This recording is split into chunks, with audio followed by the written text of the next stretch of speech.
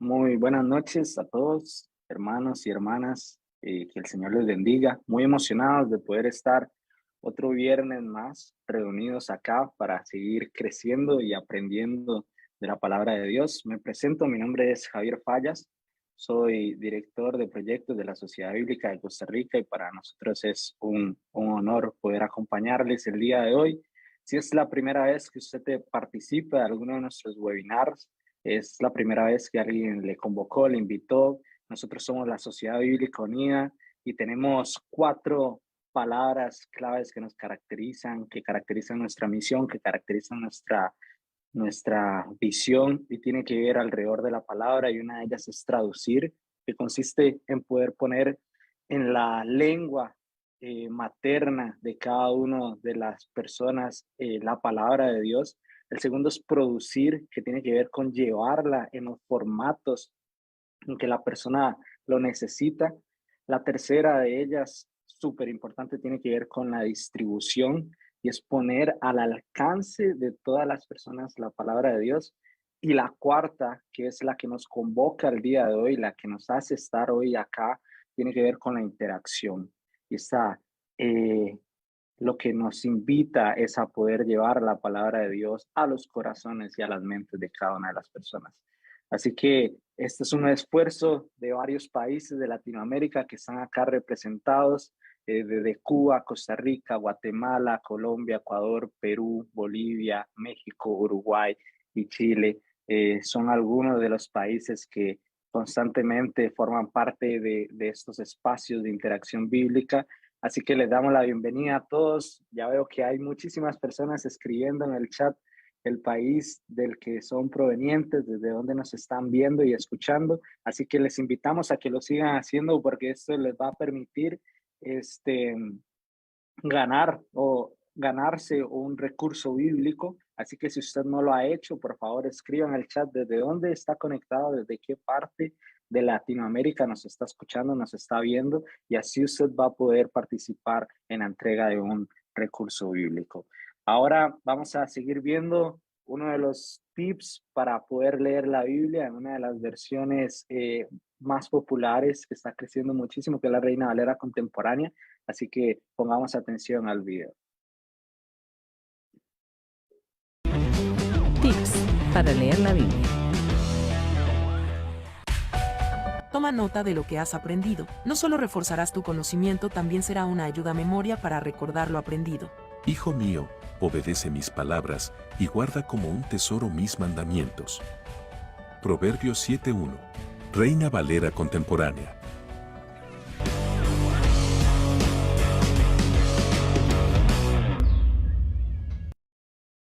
Ahí tenían el tip de esta semana, así que aprovechenlo, anótenlo ahí por donde tengan. Estas herramientas lo que nos ayudan es a tener una mejor lectura y comprensión de la palabra de Dios. Ahora, sin más, quiero invitarles a cada uno de ustedes ahí desde el país que nos está viendo, que me acompañen a orar, a poner ese tiempo en manos de Dios, ¿verdad? Y poder seguir enriqueciéndonos. Señor Jesús, sos bueno. Dice tu palabra que donde hayan 2 o más reunidos en tu nombre, tú vas a estar allí. Y, y sabemos que hoy tú estás acá. A través de la tecnología podemos reunirnos diferentes países, diferentes personas de diferentes contextos, con un solo propósito. Lo que nos convoca hoy es tu palabra, Señor. Así que te pedimos que esta hable a nuestros corazones, que esta cale en lo más profundo. Así como está escrito, tiene la capacidad de llegar hasta lo más profundo de nuestro ser, juzgar nuestros pensamientos. Y te pedimos, Señor, que hoy no sea la excepción, que hoy tú hables a nuestras vidas y que podamos traducir lo que estamos aprendiendo en la práctica, en nuestras relaciones, en nuestras interacciones, en nuestros trabajos, en el lugar donde estamos. Señor, también quiero pedirte por cada una de las personas que están conectadas el día de hoy. Tú le conoces, tú sabes su situación, su realidad, y te pedimos, Padre, que eh, les hagas saber y entender que tú estás en control y que tú estás allí. En tu nombre santo. Amén y amén. Así que sean todos bienvenidos. Hoy le toca a Costa Rica ser anfitrión de este webinar. Y para esta convocatoria, ahí había un micrófono abierto, creo que ya. Ok. Y para el día de hoy, tengo el honor de presentarles a Minor Agüero Obregón, el cual es de nacionalidad costarricense y es el coordinador nacional del movimiento Lausana. También es facilitador nacional del Ministerio Langham Predicación, es maestro y predicador expositivo, invitado en diferentes congregaciones y miembro del cuerpo pastoral de la Iglesia Ministerio Centro Cristiano, ubicado en la provincia de Cartago. También es profesor en seminarios bíblicos como ESEPA, Prometa, el Instituto de Ciencias Bíblicas. Así que sin más, le damos la bienvenida al profesor Minor Agüero, el cual va a estar acompañándonos y desarrollando el tema El desafío de Hechos 1.8, el análisis exegético y misionológico. Bienvenido, profesor. Muchas gracias a Javier y muchísimas gracias a los diferentes hermanos y hermanas que trabajan en Sociedades Bíblicas Unidas por la invitación. Realmente es un honor poder compartir con ustedes y hablar de este tema, que resulta ser un tema desafiante para el contexto nuestro, el contexto latinoamericano en el momento en que nos encontramos hoy. Así que vamos a ver este desafío de Hechos 1.8 y hacer un análisis exegético en el tiempo que nos han asignado y también misionológico para poder plantearlo de esa manera. Permítame darles un breve vistazo de lo que vamos a ver en este momento como a manera de esquema, como para tener una visión de dónde iniciamos y dónde terminamos y qué es lo que vamos a explorar en este tiempo. Primero me gustaría a manera de introducción mencionar una frase del Pacto de Lausana que nos ponga en contexto y que nos ponga a reflexionar como introducción al tema. Seguidamente daremos una lectura al texto, que es nuestra base de estudio, y haremos algunas revisiones del mismo y nos adentraremos a trabajar un análisis exegético. Obviamente no tenemos todo el tiempo para profundizar en el mismo, pero sí vamos a dar algunas orientaciones para poder entender este texto a la luz de todo el texto en su expresión exegética, pero a la vez algunas pistas para poder entender todo el libro de Hechos. Con eso nos adentraremos a lo que podríamos llamar un análisis misionológico del texto a la luz de todo el libro de Hechos. Y con eso, entre manos, vamos nosotros a finalizar con algunos desafíos sobre la realidad latinoamericana, principalmente, y cómo este texto puede ayudarnos en nuestra realidad y en nuestro contexto contemporáneo, a manera de desafíos que vamos a plantear, esperando que ayude y fortalezca la vida de la iglesia, de los hermanos y hermanas que están sirviendo a lo largo y ancho de nuestras tierras latinas. En 1974 fue el primer congreso de Lausana, y de ese congreso, que posteriormente se realizaron dos en el 89 y en el 2010, y estamos a las puertas de un cuarto Congreso Mundial de Evangelismo, Lausana, en el 2024. Hay uno de los puntos del primer documento del Pacto de Lausana, como se conoce, que siempre me ha llamado la atención y me gustaría trabajarlo con ustedes. Él dice lo siguiente, leo para ustedes, ese es el punto 6 del Pacto de Lausana. Afirmamos que Cristo envía a su pueblo redimido al mundo como el Padre lo envió a él, y que esto exige una penetración del mundo similarmente profunda y costosa.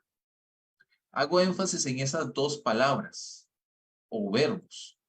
Uno que se aplica para la manera en que Cristo nos envía a nosotros al mundo como una expresión, una continuación de lo que el Padre hizo con él, en este caso.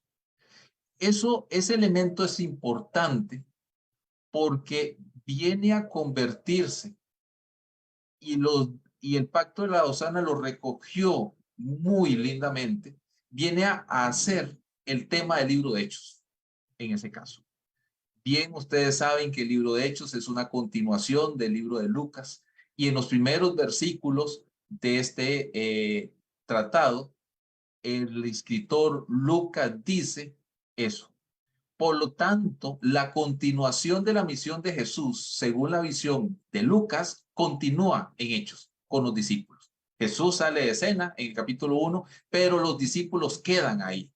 Así que aquí hay un interesante planteamiento que Lausana recoge y nos debe poner a nosotros a pensar qué tanto continuamos esa misma labor de que el pueblo de Dios, el pueblo del redimido, es enviado al mundo como Jesús fue enviado por el Padre. Y eso significa penetrar, invadir, en el buen sentido del término, influenciar, salar, iluminar, si se me permite diferentes sinónimos, el mundo. Pero eso debe ser profundo e implica un costo. Algo a lo cual requerimos ir al libro de Hechos y verlo con profundidad.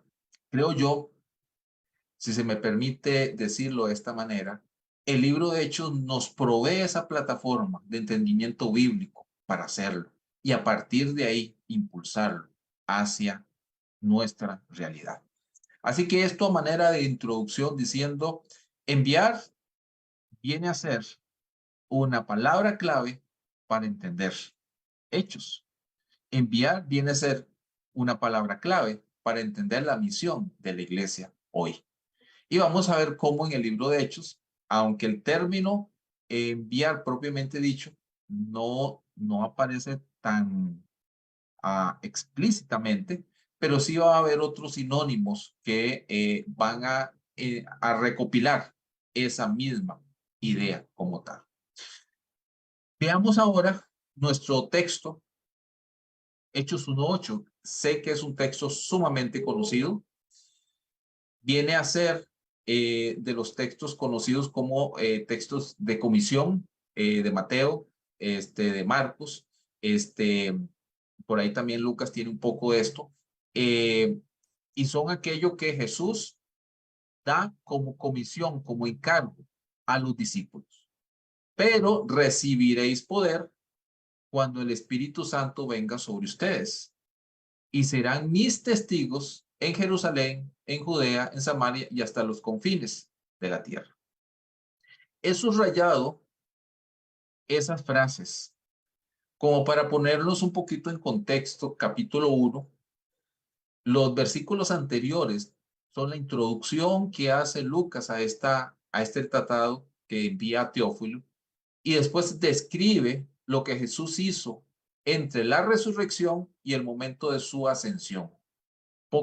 Un poquito más por ahí de 40 días aproximadamente, según los estudiosos. Ellos preguntan, ¿cuándo va a establecer su reino? Él les dice que no les toca a ustedes saber eso, pero, y hay un pero, lo que sí les toca saber es lo siguiente: recibirán poder y serán mis testigos. Dos verbos aquí: recibir y serán testigos. Estas dos palabras y estas dos frases, enmarcadas en el Espíritu Santo y enmarcadas en una zona geográfica, se vuelve la clave para poder hacer una exégesis de este pasaje y una exégesis de todo el libro.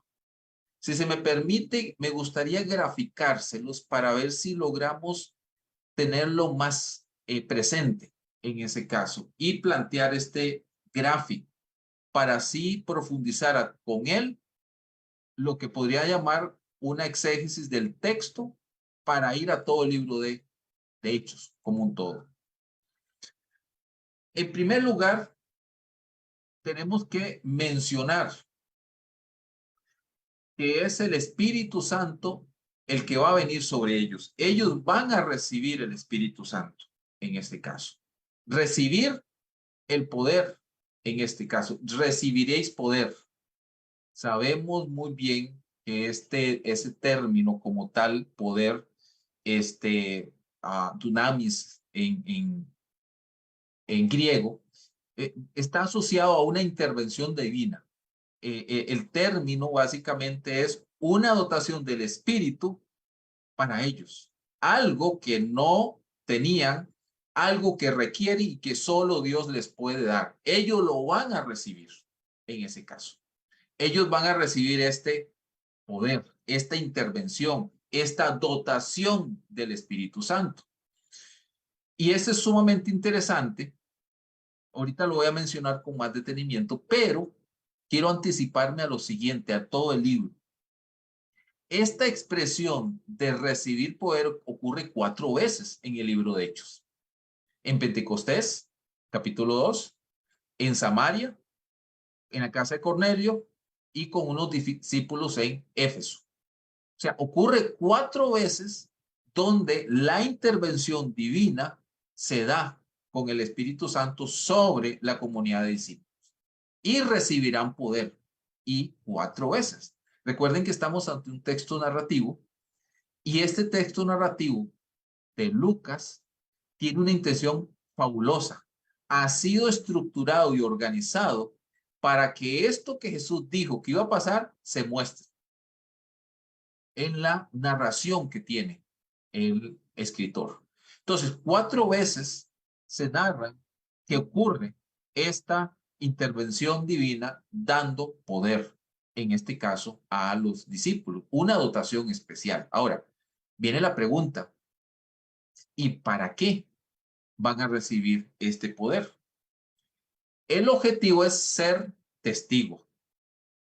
Ser testigo. El término testigo, en griego martus, que es donde viene nuestra palabra mártir, básicamente es aquel que, aún como en un juicio, se presenta para declarar la verdad de lo que ve, en este caso. Así que los discípulos van a ser testigos de Jesús, serán mis testigos, o sea, van a convertirse en la encarnación de la palabra, del ministerio y de la obra de Jesús. Van a hablar de él, van a testificar de él, van a anunciar de él, en ese caso. Ellos van a convertirse en una representación de la verdad y mostrar esa verdad en el mundo que les rodea. Van a ser testigos. Cierto que nosotros tenemos el concepto de mártir como aquel que muere por una causa. En el caso del término original, era aquel que iba a empezar a morir, en este caso Esteban, que fue el primero, por no una causa, sino por la verdad que es Cristo Jesús. O sea, no es cualquier causa por la que ellos van a dar testimonio. Van a dar testimonio de la obra, vida, ministerio, muerte y resurrección de nuestro Señor Jesucristo. Y no solamente van a dar testimonio en términos del hablar, sino lo van a hacer en términos del vivir completamente. Entonces, vean que la dotación es para ser testigos y este ser testigo tiene una zona geográfica. Una zona geográfica que va desde Jerusalén, Judea, Samaria y hasta lo último de la tierra. Como bien escribió alguien, ellos iban a comenzar desde Jerusalén y terminarían en Roma. Desde el corazón de la fe de Israel, el templo, hasta el corazón del mundo de las naciones. Ese era el hilo conductor del libro de Hechos.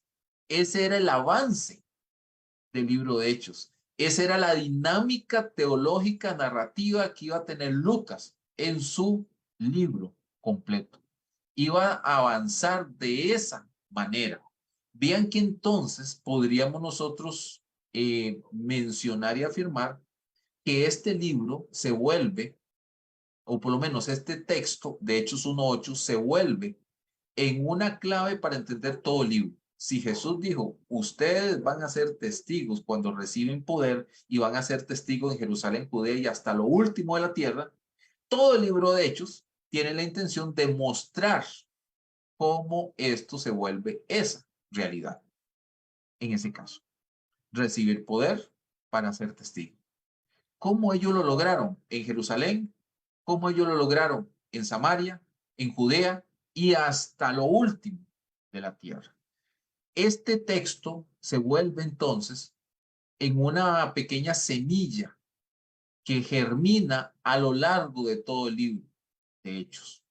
Se vuelve en esencia, así se me permite decirlo de esta manera para los predicadores, se vuelve en la idea central del texto. ¿Cuál texto? De todo el libro de Hechos. Si quieren resumir el libro de Hechos, todo el libro, casi hay que resumirlo en este versículo 8 del capítulo 1. Ahora usted puede estar preguntándose, ¿en serio se puede resumir así? Sí, permítame mostrarlo a lo largo de todo el libro de Hechos y ver cómo esto de recibir poder para ser testigo se muestra a lo largo de todo el libro de Hechos. No escapa a esa realidad. Podemos ver entonces el capítulo 1, que básicamente es la presentación de la continuación del Evangelio de Lucas y el encargo de la misión de los discípulos. O sea, lo que Jesús hizo, ahora les toca a los discípulos hacer. Versículo 1, versículo 8, verso 1 del capítulo 1. A partir de ahí se dan toda la encomienda y toda el preparar a los discípulos para enviarlos a hacer su labor. La misma labor que Jesús hizo. Eso es algo interesante porque Lucas, el Evangelio y Hechos siguen estructuras paralelas sumamente interesantes, que uno puede echarle un vistazo, pero se va a dar cuenta que todo lo que Jesús hizo básicamente fue encargarle a los discípulos que siguieran con esa misma labor. Algo que uno debe prestarle atención porque el arreglo de la estructura del libro de Hechos y del libro de Lucas no es al azar. Hay una intención muy particular, una edición literaria profundamente majestuosa detrás de eso. Algo que obviamente escapa al trabajo de este momento, pero sí quería mencionarlo porque vale la pena mencionar esas intenciones, en buen sentido de la palabra, de arreglar todo un libro, o en este caso dos, para mostrar una profunda verdad en ese caso. Entonces, ahí lo tenemos.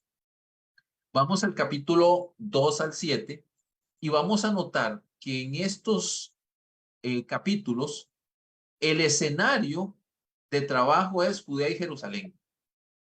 ¿Ok? Esas son las zonas, Jerusalén y Judea. Ahí los discípulos están trabajando, ahí los discípulos están compartiendo el evangelio, ahí los discípulos hacen toda su labor. Y han sido dotados por el Espíritu Santo. ¿Para qué? Para ser testigos. ¿Dónde? En Jerusalén y Judea. Entonces, observen cómo Hechos 2 pone el escenario del Espíritu Santo descendiendo sobre ellos para que ellos sean testigos. Los dota de poder para ser testigos. Y eso es lo que hacen en el capítulo 2. Hablan en lengua donde los oyentes de diferentes lugares los oyen hablar de una sola cosa, testificar de la gloria de Dios.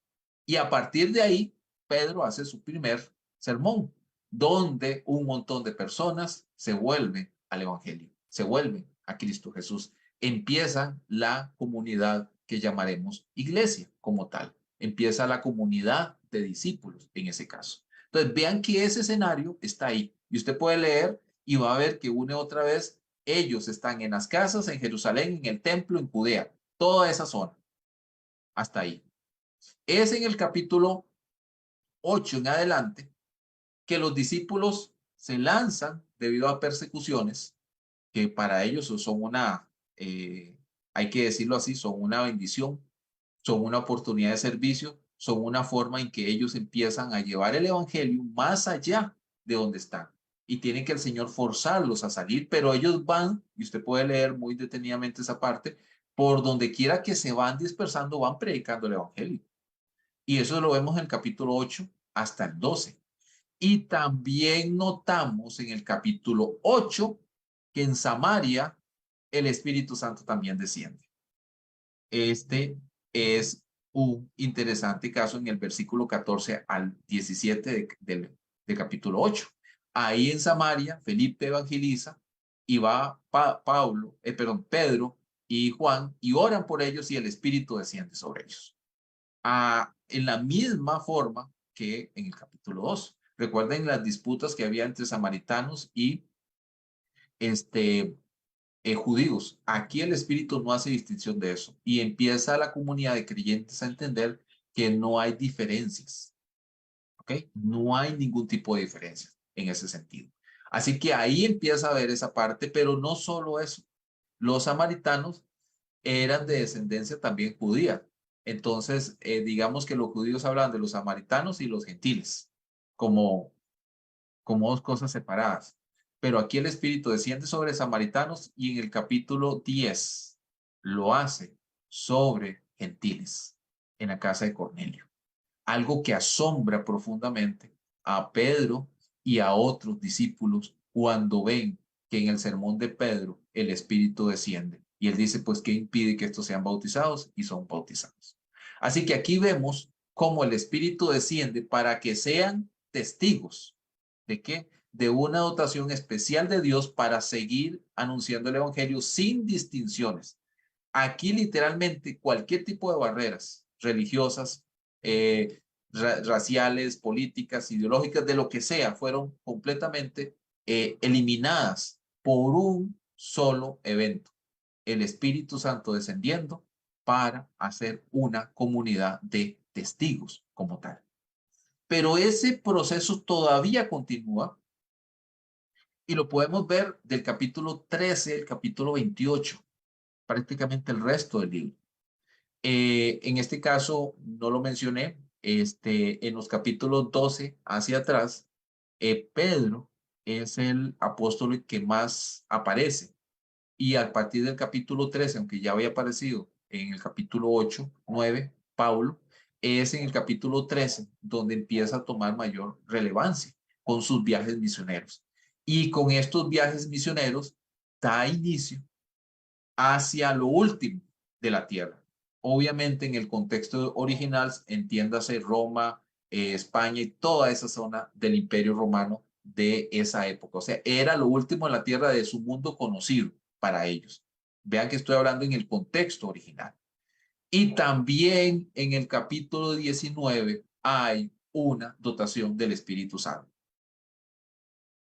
que lo podemos observar en su totalidad y darnos cuenta cómo ante el avance de la fe, también el Espíritu dota para que siga avanzando con más intensidad, mostrándose una y otra vez ese concepto de recibiréis poder para ser testigo, recibiréis poder para ser testigo. 4 veces en todo este panorama se da y 4 veces el Espíritu desciende para afirmar una vez más el ser testigo, el ser testigo. Y uno lo puede ver avanzando desde los discípulos en Hechos 2, pasando por los samaritanos, pasando por los gentiles y pasando por aquellos fuera de las fronteras de lo que llamaríamos Palestina y Tierra Santa, hasta lo último de la tierra, en este caso el capítulo 19, que tiene que ver con 12 discípulos en Éfeso, que seguían al Señor, pero no habían recibido el Espíritu, según lo testifica el versículo 1 al 7 del capítulo 19 de Hechos. Esto pone un escenario bastante interesante con respecto a Hechos 1:8 y este avance narrativo en todo el libro de Hechos. Como bien usted sabe, termina en el capítulo 28, Pablo en Roma, anunciando el Evangelio, todavía encarcelado, o como casa, como prisión, pero estando desde ahí, desde esa prisión, sigue predicando el Evangelio. Con esto podemos nosotros darnos una visión general de todo el libro de Hechos. Con esto nos podríamos nosotros adelantar a ver una misionología en el libro de Hechos, o sea, cómo ellos realizaron su labor de misión, cómo ellos lo hicieron como tal, teniendo claro esta perspectiva de recibir poder y ser testigo como tal. Entonces, ¿cómo lo hicieron realmente ellos en esa época como tal? Yo les propongo, quiero proponerles a todos humildemente una idea con 3 características, y permítame tabularlo para ver si lo vemos como un todo y lo vamos a ir rápidamente viendo por aparte. Esta labor misionológica de la iglesia la efectuaron con 3 características claves. 1, primero fueron una comunidad, el ser. Segundo, ellos demostraron el poder de Dios, hicieron. Y tercero, proclamaron el evangelio, hablaron, decir. O sea que el ser misioneros, el ejercer la misión que Dios les había dado de ser testigo, lo tuvieron que hacer siendo iglesia o siendo una comunidad, demostrando el poder de Dios y proclamando el poder de Dios. No uno de los 3, sino los 3 a la vez. Y esto me permite mencionar estas 3 verbos: ser, hacer y decir. Esa es una propuesta, digamos, contemporánea de misión. La misionología tiene que ver con el ser, con el hacer y con el decir. Pero en comunidad, que es el concepto más relevante, usted puede leer detenidamente y va a observar que la mayoría de las expresiones son comunitarias, en primera persona plural. ¿Cómo fueron ellos comunidad? Obviamente, uno tendría que sentarse a analizar 4 características de esa comunidad. Ellos fueron una comunidad unida, ellos fueron una comunidad que crecieron en el conocimiento de la palabra del Señor, que para ese momento la palabra del Señor no estaba escrita. Todavía no había Nuevo Testamento. Solamente había el Antiguo Testamento para los judíos y la enseñanza que los apóstoles compartían de aquellas historias que ellos mismos evidenciaron, y se volvió una enseñanza oral para con el tiempo recopilarse y empezar a salir los evangelios. Pero al principio solamente eso tenían. Pero también expresaron amor unos a los otros y adoraban comunitariamente. O sea que ellos fueron unánimes, es la palabra que se utiliza en el libro de Hechos. Se utiliza muchas veces, perseveraban unánimemente, estaban unánimemente juntos, tenían un acuerdo en corazón, en mente, en propósito, querían ser testigos como comunidad. Y esto hacía que ellos crecieran también en comunidad. ¿Por qué? Porque ellos perseveraban en la doctrina de los apóstoles, porque ellos enseñaban y predicaban a Jesucristo, porque ellos por todo lado obedecían las escrituras y la enseñaban a la gente, y el número de los discípulos crecía. Ahora, crecía numéricamente, se extendía, pero también crecía en profundidad de las escrituras, de la palabra de Dios. Había ese crecimiento en extensión y en profundidad. Entonces lo vemos de esa manera, pero expresaban amor. El amor no es otra cosa que el pegamento que los mantenía unidos. Un amor que se expresaba porque era el amor que cumplía lo que Jesús había dicho. En esto conocerán que son mis discípulos si tuvieran amor los unos por los otros. Esta comunidad expresaba ese amor los unos por los otros. Frases como que ellos no tenían, todo lo tenían en común, se ayudaban en sus necesidades unos a otros. Y esto mostraba al mundo que eran discípulos y también que adoraban juntos. Ellos no estaban juntos en templos porque todavía el cristianismo de ese momento no tenía templo, la iglesia no tenía templo, solo existía un templo y las sinagogas, y eran judíos o eran de liturgia judía como tal. Por eso es que las escrituras dicen que ellos estaban unánimes en oración y ruego, se reunían en las casas para orar juntos. O sea, había una dinámica de adoración que incluía la liturgia judía de su momento, pero también una dinámica de oración comunitaria en casas, donde se reunían para orar y ministrar la palabra los unos a los otros. Una dinámica de adoración centrada en la familia y el hogar, algo vital y algo relevante para hoy, como lo fue para esa parte. Pero no solamente fueron comunidad en este sentido, sino que también lo demostraron, hubieron hechos. Y lo puedo simplificar en ayuda. Fueron una comunidad que estuvo dispuesta a ayudar a su entorno en la realidad que había.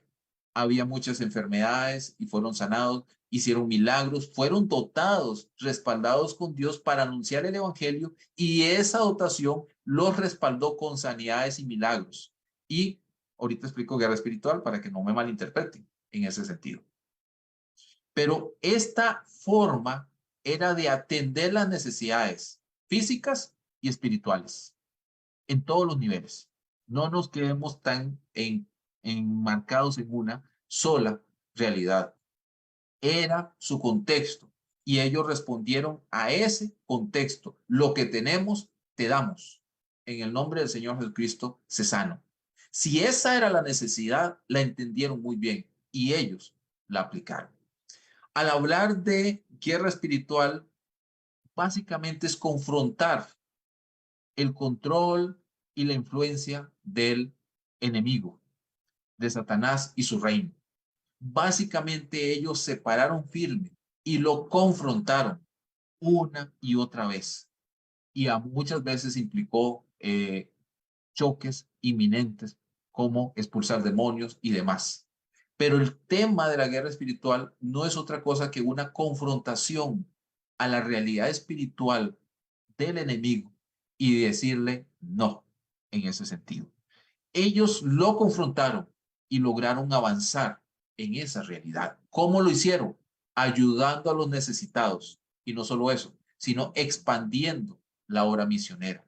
Uno nota que ellos iban anunciando por todo lado el evangelio. Lo demostraron con hechos, ayudando, y lo demostraron con hechos.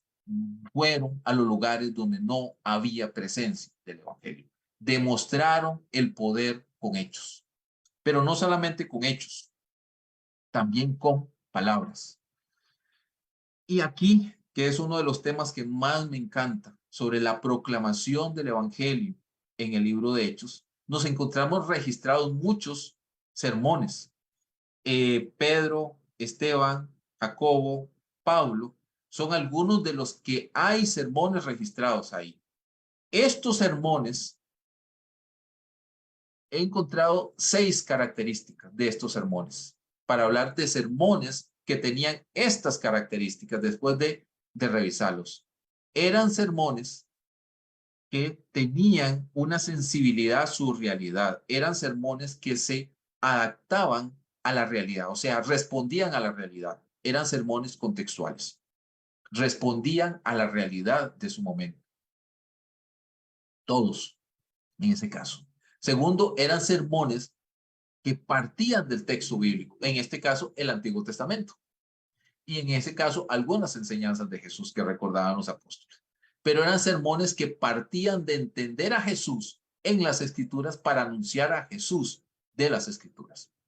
En ese caso, aún el sermón que menos se puede uno notar cuando Pablo habló en el Areópago, uno nota esa cosmovisión bíblica en sus enseñanzas al Dios no conocido y entiende un mensaje muy contextual para ayudarle a los oyentes a ir a buscar al Dios conocido que Pablo sí conoce y que es el creador. Y a partir de ahí argumenta un extraordinario sermón. Pero eso lo lleva a mostrar un sermón cristológico, o sea, un sermón centrado en la obra, ministerio de Jesús, a hablar de Jesucristo en ese sentido.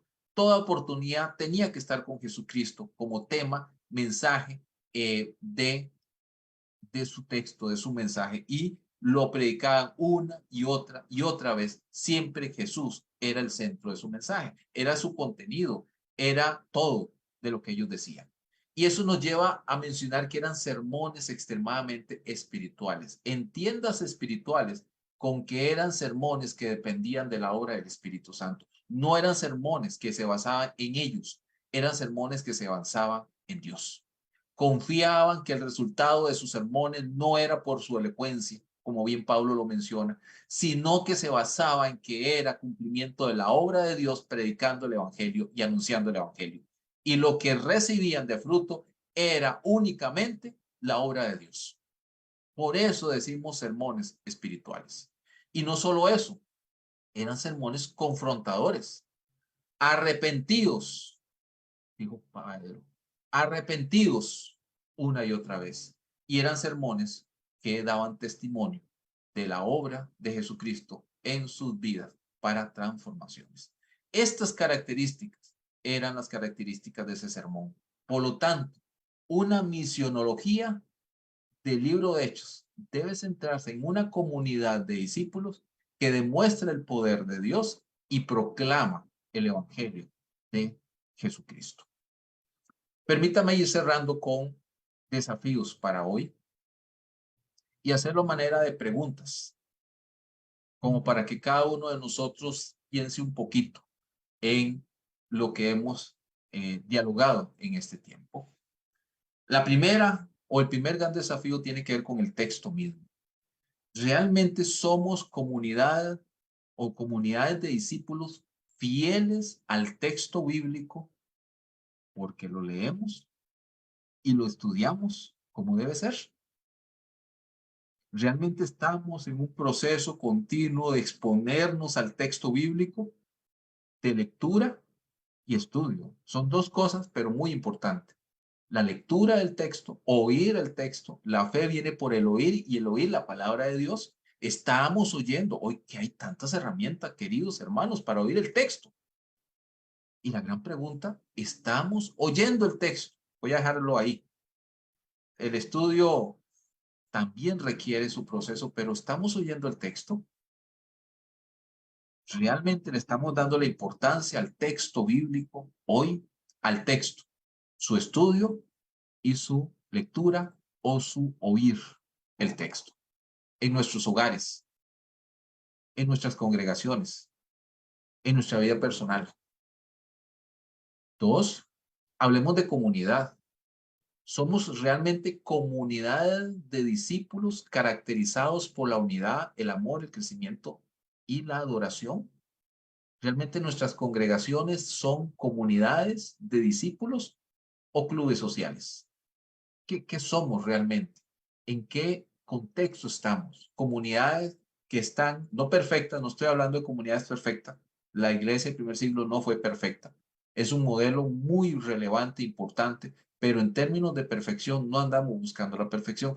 Andamos detrás de cómo juntos tratamos de ser uno en Cristo, expresando amor los unos a los otros, aún con nuestros errores y nuestros pecados y nuestros problemas. Pero cómo crecemos juntos, cómo adoramos juntos, aun cuando tenemos gustos muy diferentes, pero podemos adorar al mismo Dios.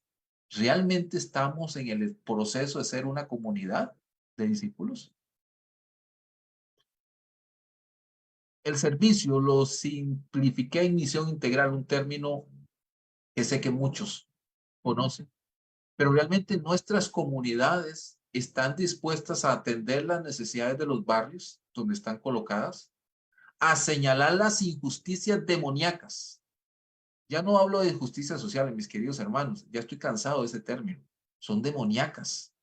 O sea, hay una serie de injusticias que están dañando la dignidad de las personas, indistintamente de sus características, y no corresponden a los que los creyentes deberíamos aceptar. Son demoníacas. ¿Por qué? Porque machan la imagen de Dios en cada ser humano, de niños, de mujeres, de padres, de familias, de ciudadanos, de diferentes realidades en nuestras tierras latinas. Estamos endemoniados con injusticias, pero estamos dispuestos a levantar la voz para decir no más, a orar, pero a actuar para que Dios intervenga milagrosamente. Porque sí necesitamos una intervención milagrosa de Dios, porque muy probablemente usted y yo digamos, no vamos a hacerlo. No, usted y yo no lo vamos a hacer. Dios a través nuestro sí lo puede hacer. como comunidades, estamos dispuestos a discipular líderes que estén dispuestos, a su vez, de servir a la sociedad para la gloria de Dios y por el amor del prójimo. ¿Realmente se puede dar eso? Y por último, con respecto al mensaje, somos comunidades de discípulos que anunciamos un mensaje relevante en nuestro contexto, centrado en Cristo y que confronta el pecado individual y social a nuestro alrededor. Realmente como iglesia vamos a volvernos una iglesia profética que está dispuesta a confrontarnos y a confrontar el pecado indistintamente de donde esté, pero que si es pecado requiere ser confrontado para que nos arrepintamos y nos volvamos a Dios como todo corazón. Esos son los desafíos que podemos, estos y más, estos son los únicos. Creo que usted puede ahí tener más desafíos. Y permítame cerrar solamente con una frase de Dietrich Bonhoeffer,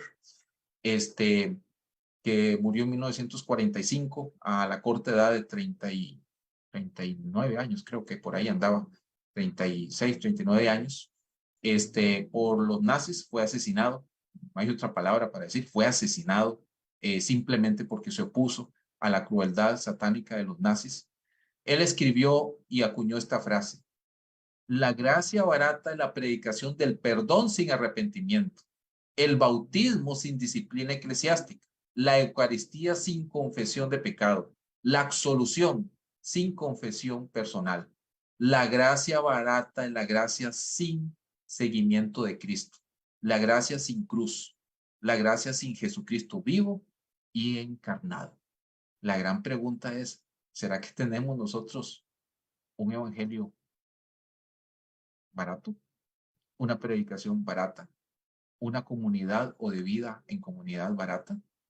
Que sus palabras se vuelvan realidad en nosotros al tener un desafío de vivir el libro de Hechos en nuestra actualidad como el Señor quiere que lo hagamos. Muchísimas gracias y si hay preguntas o dudas, aquí estamos a sus órdenes. Gracias. Muchas gracias, profesor Maynor. Realmente hemos disfrutado de esta charla, como hemos escarbado Hechos capítulo 1, versículos 8, y me quedo con el desafío número 1 de somos comunidades fieles al texto bíblico, si estamos leyendo y estudiando la Biblia. Y eso tiene que ver con el anuncio que hacemos cada semana de que puedan estudiar en el diplomado de Nuevo Testamento que está por empezar el próximo 15 de julio. Les animamos a que aprovechen esta oportunidad. Son los mejores profesores de Latinoamérica que hemos contactado para que ustedes puedan crecer en el conocimiento bíblico. Y más que explicarles la currícula y el objetivo, escuchemos un testimonio.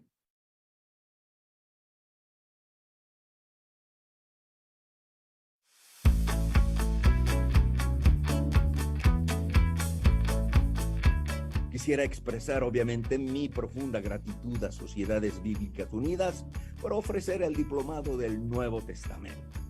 Este curso ha sido una bendición para mí y obviamente para todos mis compañeros.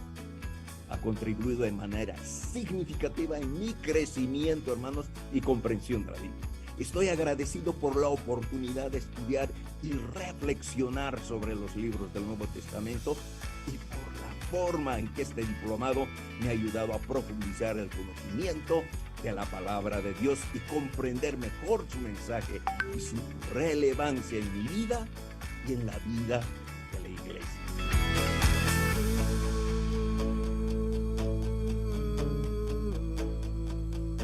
Bien, en el chat pueden ver ahí los teléfonos o los WhatsApp para que puedan solicitar informes y seguimos con la parte de preguntas. Es tu tiempo, Rolando. Muchas gracias, hermanos. En verdad estoy muy contento porque hay algunas preguntas muy interesantes. Profesor Maynor, empiezo con una pregunta que probablemente va un poquitito a hacer pensar. Bueno, la pregunta va hilada, hemos tocado Hechos 1:8, pero hace énfasis el que hace la pregunta y dice, y toma el texto de Lucas 4:18-19. Cuando dice, voy a leer aquí porque no puso, dice, el Espíritu del Señor está sobre mí porque me ha consagrado para llevar la buena noticia a los pobres, me ha enviado a anunciar libertad a los presos, dar vista a los ciegos, a poner en libertad a los oprimidos. Aquí la pregunta dice, va con esto, ¿somos comunidades dispuestas a atender las necesidades de los barrios? Aquí él dice, él ha atendido, ha dado la buena nueva, ha estado a los pobres, ha estado dando libertad, ha estado con los cautivos, con los ciegos y los oprimidos. Y dice, ¿somos comunidades dispuestas a atender las necesidades de los barrios? ¿Cómo aplica esta pregunta de Lucas a Hechos, profesor? Muchísimas gracias, genial. Mencioné que el libro de Hechos o la narrativa de Hechos es la continuación del ministerio de Jesús, pero ahora con los discípulos. Entonces, básicamente, lo que ustedes han leído en Lucas se replantea en el libro de Hechos, en el capítulo 1, verso 8, de que ellos debían ser testigos. Ese ser testigos no solamente era un asunto de hablar, era un asunto de hacer también, que en muchos casos está combinada con una vida de adoración al Señor comunitario y que está acompañado con el predicar el evangelio. O sea, no hay una diferencia entre esas cosas. Así que cuando uno lee lo que dice Lucas 4:18, que al fin y al cabo es una profecía de Isaías, también a su vez viene desde el Antiguo Testamento, se da cuenta que es exactamente en el mismo hilo conductor. Donde hay una necesidad, de una u otra manera nos toca hacer algo. Ahora, necesidades espirituales, físicas, sociales, políticas, económicas, cada comunidad de fe, cada congregación, en cada país, en cada zona, tiene realidades muy diferentes. Y por lo tanto, no puede responder igual en todos los lados. Tiene que responder según la realidad en la que se encuentra. Un poquito haciendo una contextualización y cómo hacerlo en ese caso.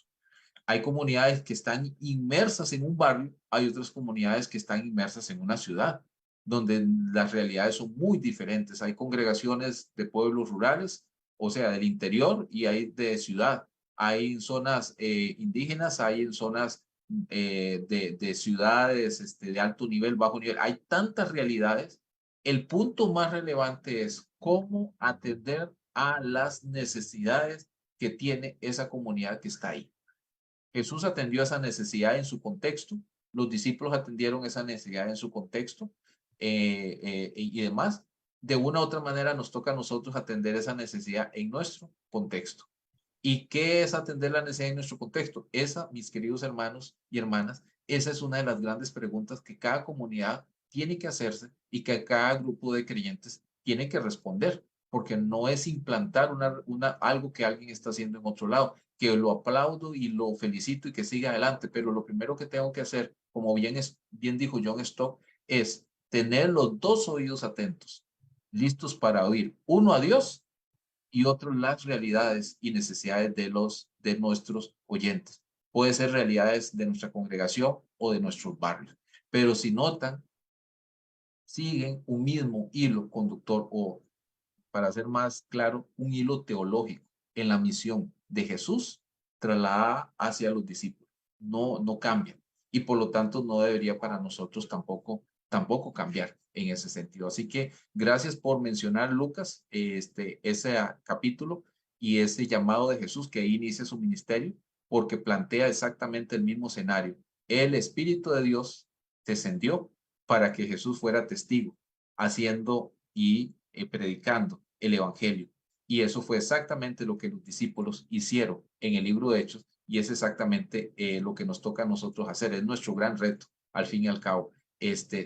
Recibir el Espíritu de Dios, necesitamos una dotación diaria del Espíritu de Dios para poder servir en esta sociedad que cada vez es más conflictiva. Así que no necesitamos una vez, todos los días necesitamos un Pentecostés para poder tener la dotación especial de Dios para servir en nuestra realidad. Gracias.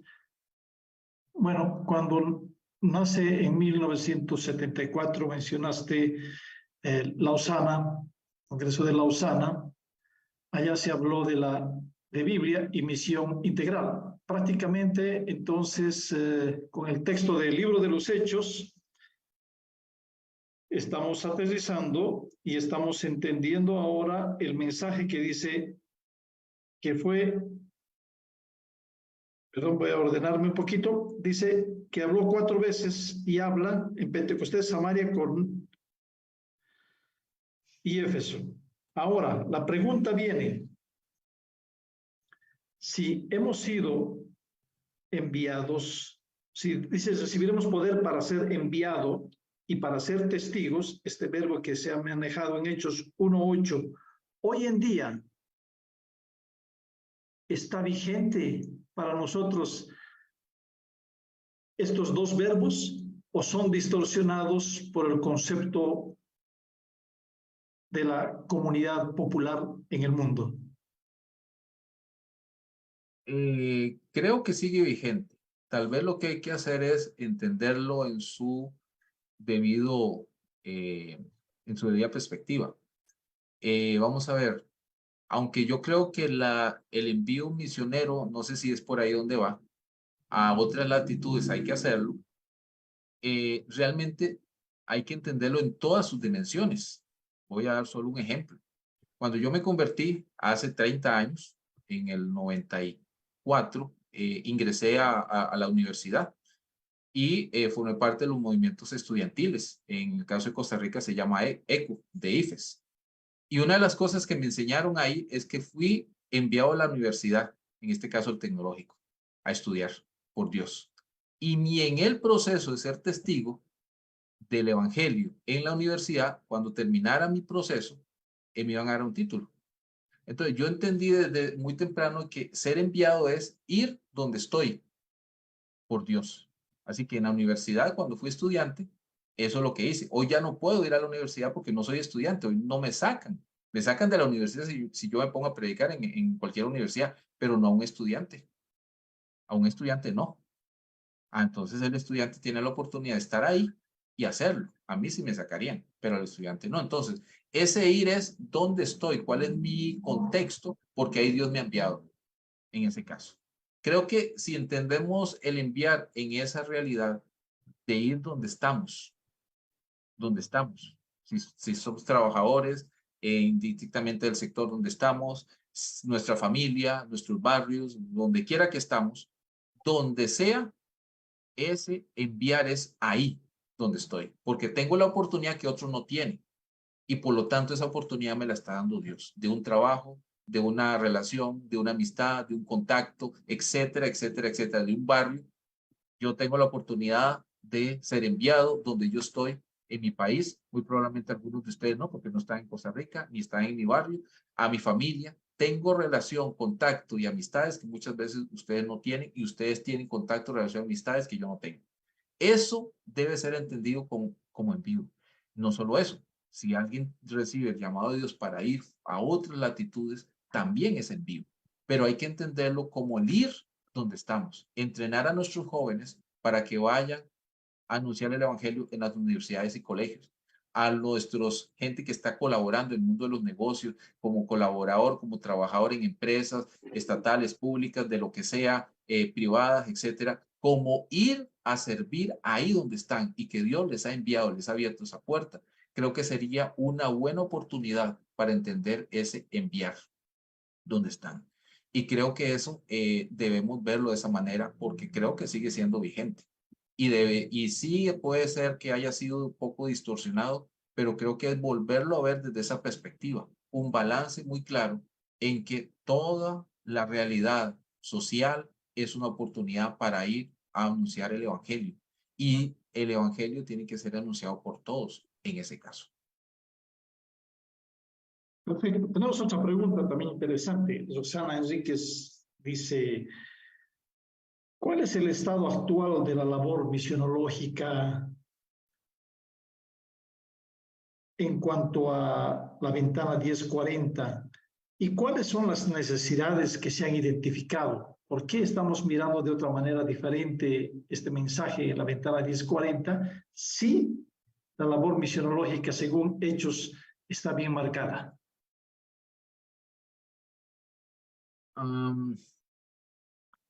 Debe dar mi opinión en este caso, porque vamos a ver, la realidad de esa ventana, que si alguno está bastante claro, tal vez algunos no, tiene que ver con una zona del mundo donde el evangelio no ha penetrado como debe ser, colocado entre los paralelos 10 y 40, por ahí, esa zona, usted puede buscarlo ahí, básicamente. La realidad sigue siendo la misma, ha avanzado poco, pero falta muchísimo más. Claro que hay que hacer esfuerzos para seguir avanzando en esa realidad, pero desde mi opinión y mi perspectiva, eso hay que hacerlo sin dejar de hacer lo otro, también en nuestras latitudes.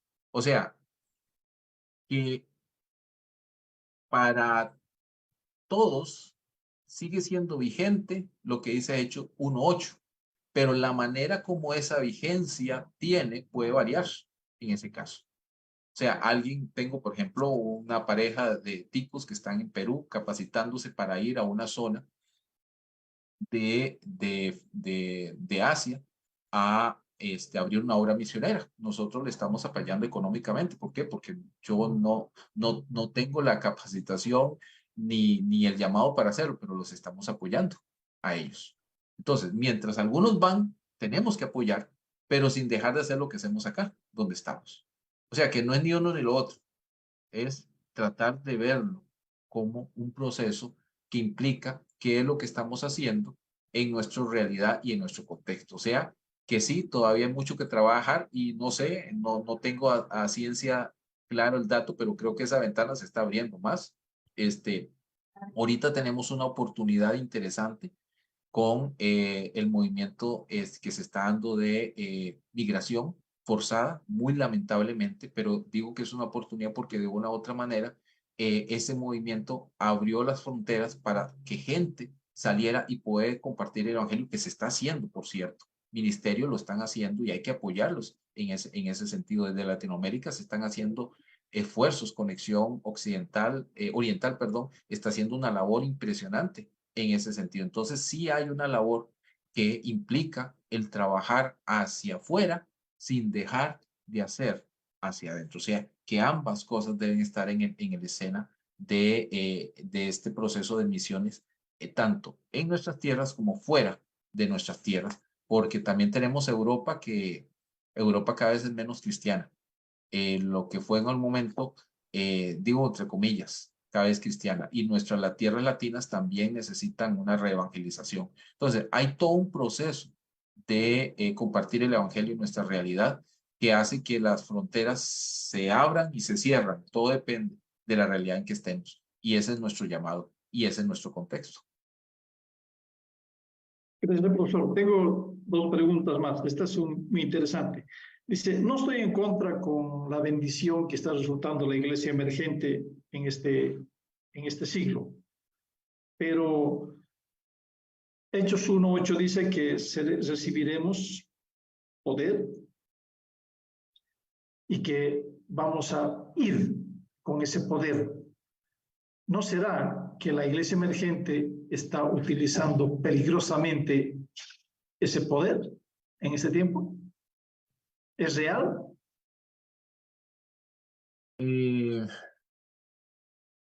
Si entiendo bien la pregunta por iglesia emergente, lo entiendo de dos sentidos. Supongo que tiene que ver con algunos la iglesia movimientos. que están haciendo. O sea, las nuevas iglesias, los nuevos movimientos eclesiales que crecen hoy en día, ¿no? Independientes. Ok, ok, perfecto. Sí, sí, más o menos por ahí va. Bueno, híjole, qué complicado, porque responder a esto es muy sensible en un contexto tan amplio como el nuestro. Y no quiero irme a ninguno de los dos extremos. Por un lado, no me gustaría que me malinterpretaran como alguien que no cree que el Espíritu de Dios pueda operar hoy. Que yo creo que sí, pero tampoco irme al otro extremo de decir algo que se ha interpretado como que apoyo movimientos que sí están haciendo. No digo que abusando del poder de Dios, porque no pueden abusar del poder de Dios. Están manipulando a la gente porque dicen que tienen el poder de Dios. Y eso es falso. Me parece que sí hay de eso, de esa, yo le llamaría más una manipulación de algunos que con algunas expresiones de manifestaciones X, Y, Z, dicen que hay poder. Pero si hacemos un análisis exhaustivo, teológico, balanceado, es cierto que en el libro de Hechos hay manifestaciones extraordinarias, pero van a darse cuenta que esas manifestaciones son básicamente un sello de aprobación de una sola cosa, cuando ellos eran testigos. ¿Ok? Y esto es algo que tenemos que entender, testigos de qué? De Jesús, de su mensaje, de su acción, de su vida, de su ministerio como tal. Y es aquí donde decimos que tanto estamos viviendo una vida comprometida con el Evangelio, comprometida con nuestra comunidad de fe, comprometida con llevar al otro lado, comprometidos con hacer un cambio significativo y no comprometido con la fama, con la riqueza, con el poder y con otras consideraciones que no están en el texto bíblico. Por eso digo que esto es un poco delicado, porque yo sí tengo mi opinión de algunos de estos movimientos. Puedo mencionar nombre y apellido y demás, pero obviamente ese no es el contexto para hacerlo, ni es el momento tampoco. Pero eso sí para decir que sí puede haber este abuso, pero no del poder de Dios, porque nadie abusa del poder de Dios. O sea, nadie lo va a hacer. Yo no vería a Dios diciendo, uy, están abusando de mí. O sea, o es de Dios y se muestra en una vida de obediencia y hay fruto que la Biblia lo testifica, o básicamente es apariencia. Y uno dice, pero eso no es verdadero o no es verdadero. Que básicamente lo diga el tiempo en ese sentido. Por sus frutos los conoceréis. Entonces, que sea la evidencia del fruto que dé testimonio de realmente si estamos conectados con Dios. ¿Fruto de qué?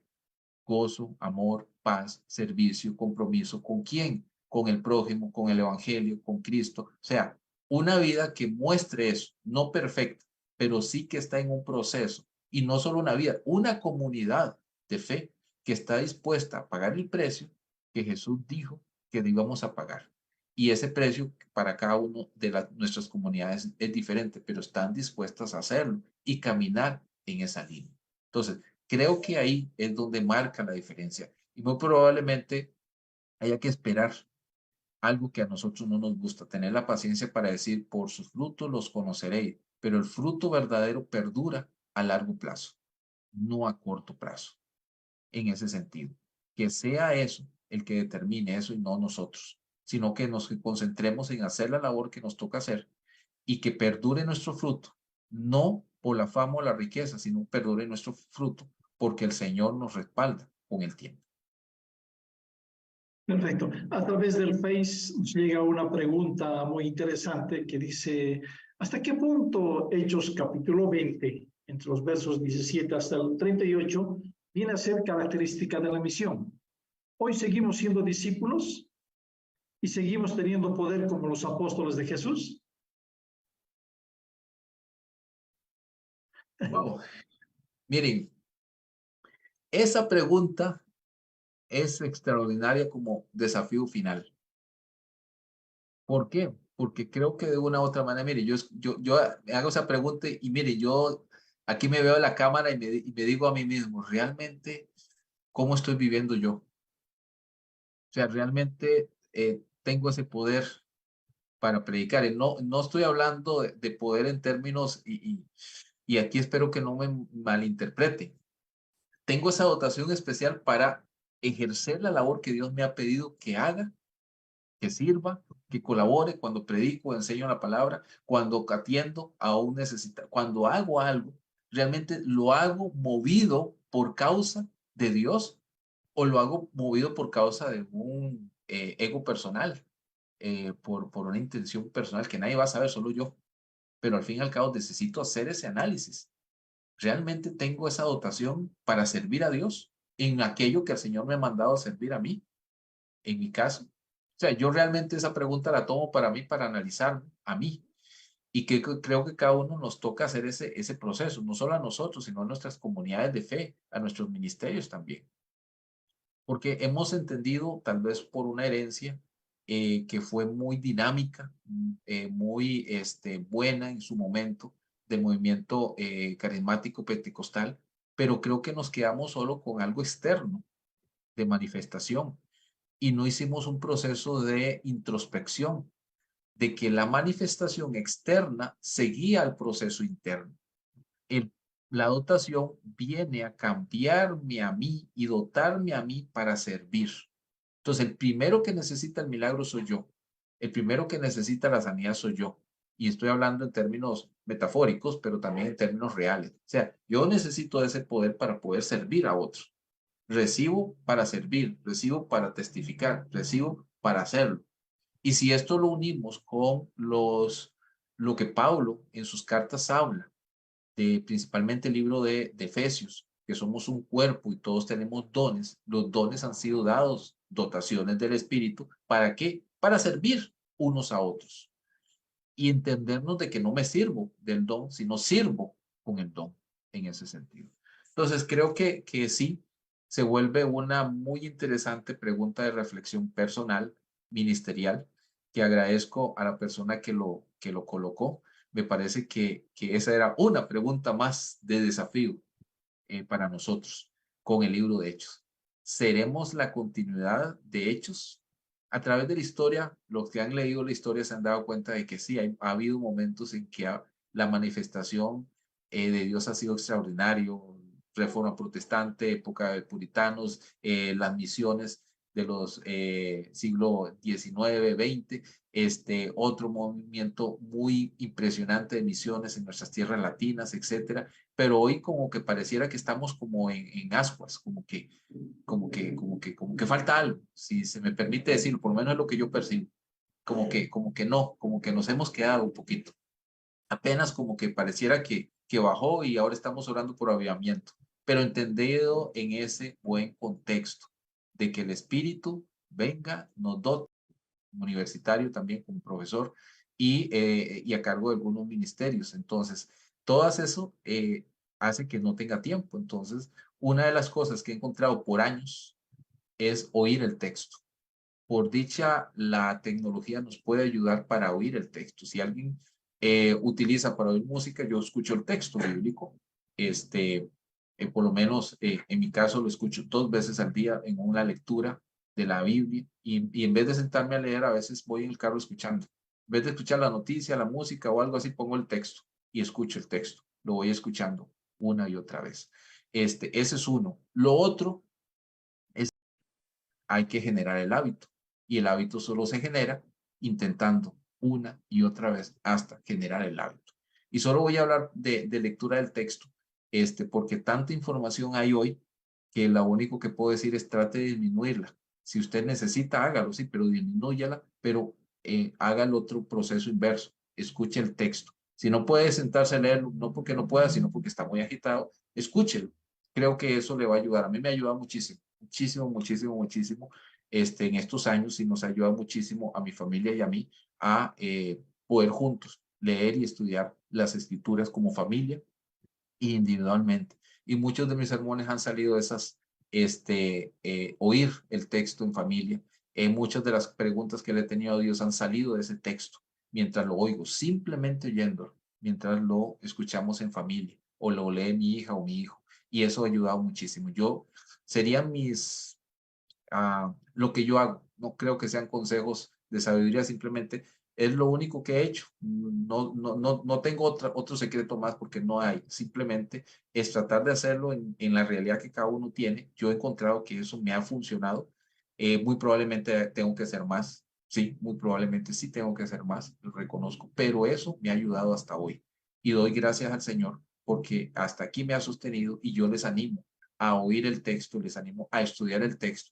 Y en ese sentido aprovecho el momento para felicitar y agradecer muchísimo a Sociedades Bíblicas Unidas por ese esfuerzo que hace de proveer este tipo de entrenamiento, ese esfuerzo de proveer capacitación y entrenamiento a nosotros a través de estos medios, porque esa es otra oportunidad que tenemos de crecer y entender el texto para poderlo practicar. Así que muchísimas gracias por proveernos de esa oportunidad y así poder crecer como pueblo.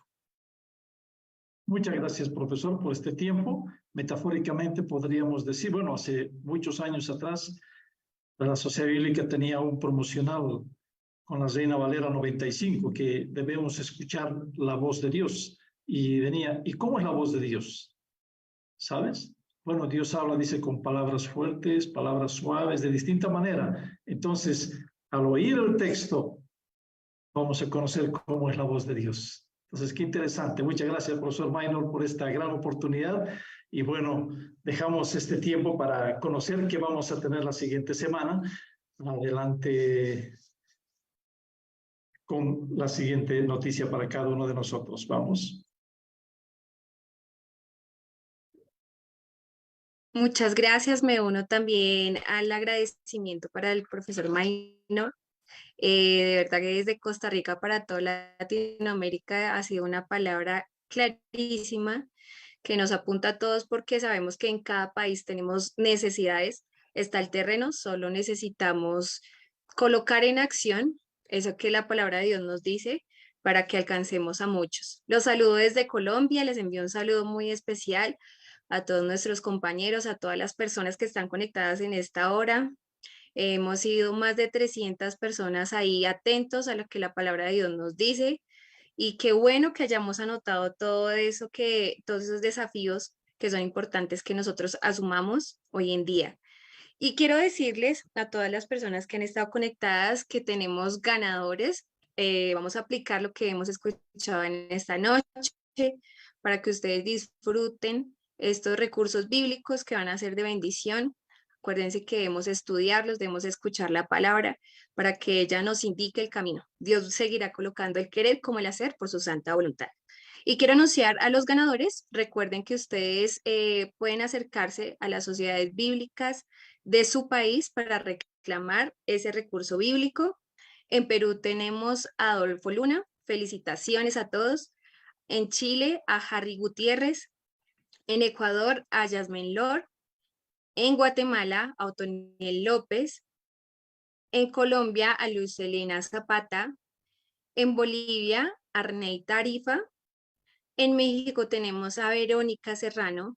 En República Dominicana, nuestra ganadora es Marta Ortiz. Y en Costa Rica, que han sido nuestros anfitriones en esta noche, a Elías Campos. Felicitaciones a todos. Esperamos que Dios los bendiga mucho y que se sigan animando a unirse a estos webinars que son de bendición para todos nosotros, a quienes mantienen conectados con nosotros todos los viernes. Sigamos siendo portavoces, invitando a todas las personas que de pronto desconozcan este gran espacio para que se unan. Créanme que es muy provechoso y nos va a funcionar para seguir creciendo en el conocimiento de la palabra de Dios.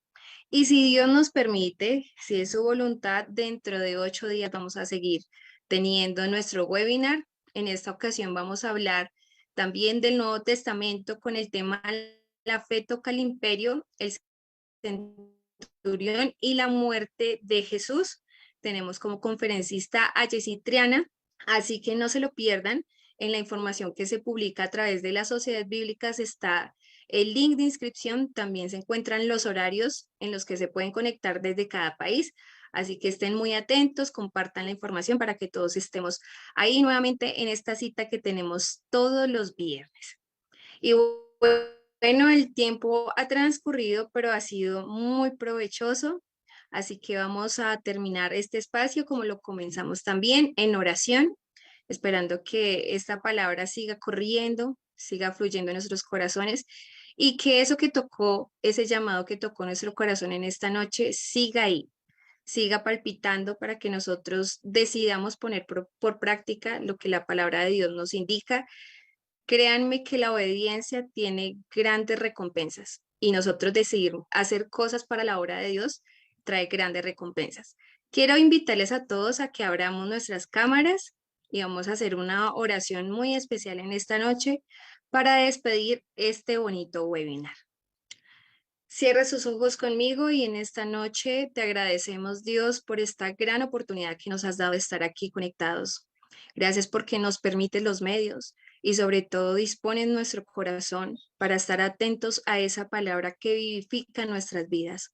Tu palabra es verdad, tu palabra es vida, así lo creemos desde cada rincón de este mundo, desde nuestro continente, desde Latinoamérica nos unimos y te agradecemos por cada líder que está dispuesto a seguir llevando tu palabra.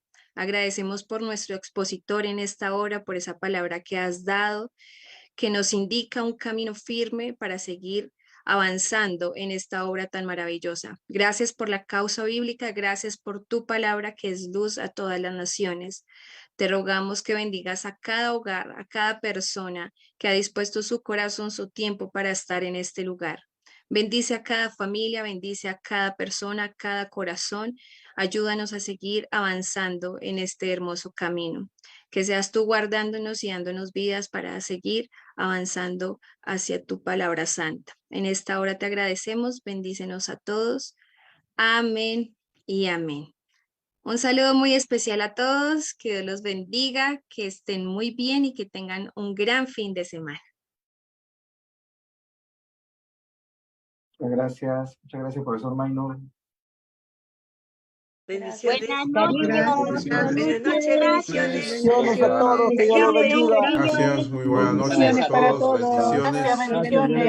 Bendiciones. Muy buenas noches. Buenos días. Gracias por la enseñanza, muy interesante. Gracias. Buenas noches, bendiciones.